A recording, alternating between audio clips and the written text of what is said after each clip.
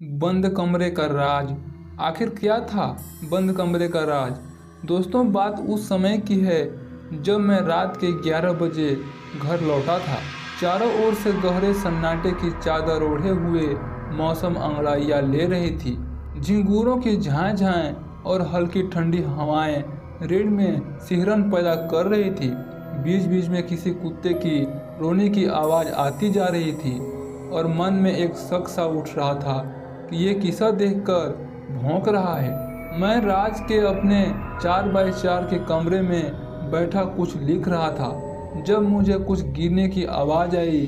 तब मैं उसे ऊपर जाकर देखा और वहाँ पे कुछ नहीं था। शहर से थोड़ा सा दूर हटकर शांत से इलाके में मौजूद था यह घर।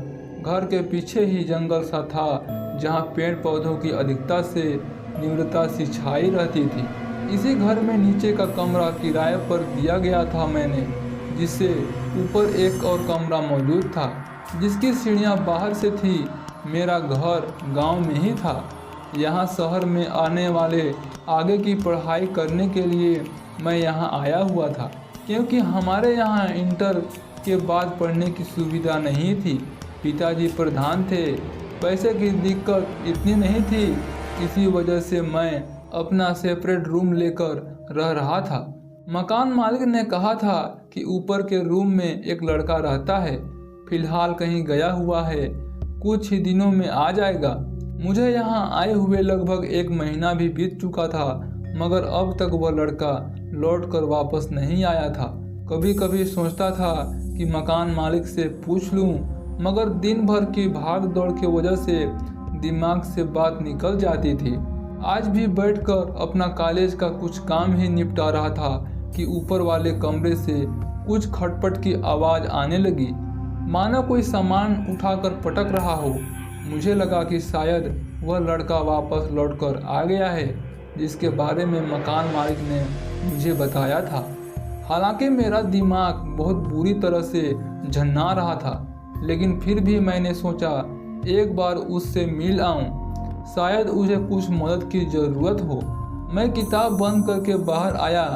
मैंने लोअर और टी शर्ट पहन रखे थे क्योंकि बाहर इतनी ठंड नहीं थी, लेकिन जैसे जैसे मैं सीढ़ियों पर ऊपर बढ़ रहा था वैसे वैसे मुझे ठंड का एहसास हो रहा था।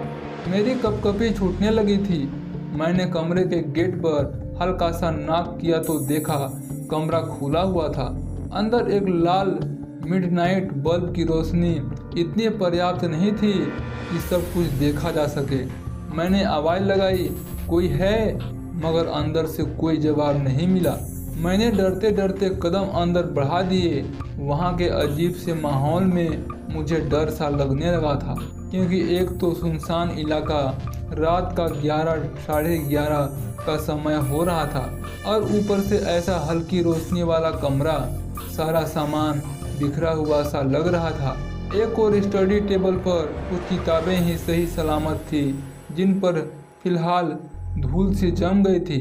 मैं गौर से उसे देख रहा था कि अचानक ही किसी ने मेरे कंधे पर हाथ रख दिया। मेरी धड़कनें दोगुनी तेज चलने लगी। डरते डरते मैंने पीछे देखा तो क्या देखा, साएं साएं करती हवाएं के अलावा यहाँ कुछ भी नहीं था। एक बार तो मैं सिहर सा उठा। मैंने कंधे की तरफ देखा तो एक कपड़ा मेरे कंधे पर पड़ा हुआ था। सांस में सांस आई। मैंने ऊपर की ओर देखने के लिए निगाह उठाई और मेरी चीज निकल गई। वहाँ किसी की परछाई को साफ महसूस किया था मैंने। अब वहाँ खड़े रहना भी मेरे लिए मुमकिन ही नहीं था। पैर बुरी तरह से कांप रहे थे। अजीब अजीब सी आवाज़ें कानों में पड़ रही थी। ऐसा लग रहा था जैसे मानो सच में यहाँ कोई था, बस मेरे दिमाग का वहम था। मुझे कुछ समझ में नहीं आ रहा था। मैं बस वहाँ से भाग जाना चाहता था, मगर मेरे पैर साथ नहीं दे रहे थे। मैंने जैसे तैसे करके बाहर की तरफ कदम बढ़ाए और कमरे के गेट तक पहुंचा। दिमाग के मना करने के बावजूद भी मैंने एक दफ़ा वापस घूमकर उस पंखे की तरफ देखा, मगर अब वहाँ कोई नहीं था। मैं वापस मुड़ा और मेरी धड़कनें मुझे बंद होती सी महसूस हुई थी। एक स्याह साया मैंने ठीक अपने सामने देखा और मेरी सड़े खड़े रहने की क्षमता खत्म हो गई थी।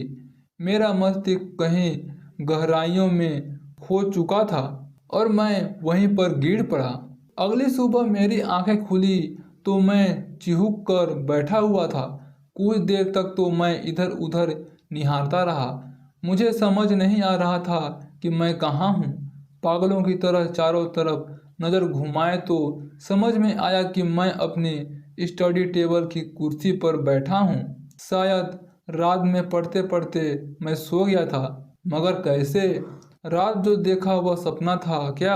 अगर वह सपना था तो इतना जीवंत कैसे था?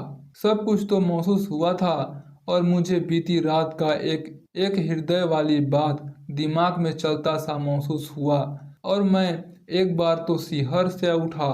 मेरी धड़कनें में और तेजी से चलने लगी। मैं अभी भी सोच रहा था कि सच में कि वहाँ पर क्या हुआ था। दोस्तों, अगर आप दूसरी भाग को पढ़ना चाहते हैं तो कमेंट बॉक्स में जरूर बताइएगा। आज के इस फर्स्ट भाग को यहीं पे एंड करते हैं। तो दोस्तों, आपका यह छोटी सी हॉरर स्टोरी कैसी लगी कमेंट बॉक्स में जरूर बताइएगा और चैनल पर पहली बार आए हैं तो चैनल को सब्सक्राइब करके वीडियो को एक लाइक जरूर कर दीजिएगा। मैं फिर मिलता हूँ आपको एक नए ऐसे ही दिलचस्प हॉरर स्टोरी के साथ।